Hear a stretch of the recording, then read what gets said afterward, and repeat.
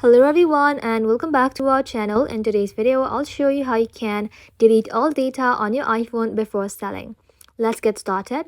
Before wiping your phone, make sure all of your important files are safe. You can back up to iCloud or use a computer. To back up with iCloud, tap on Settings. Inside here, you need to go ahead and simply tap on your name. Now tap on iCloud.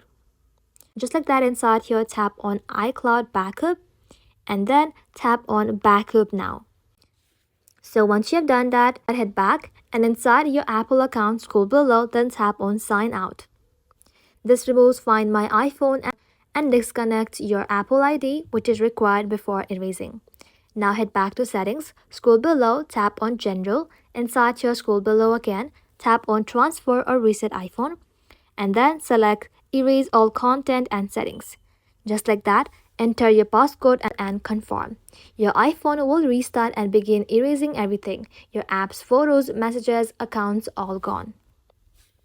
So after reset, your iPhone will restart just like a new brand. You can turn it off and hand it to a new owner or set it up again if you're keeping it. That's it.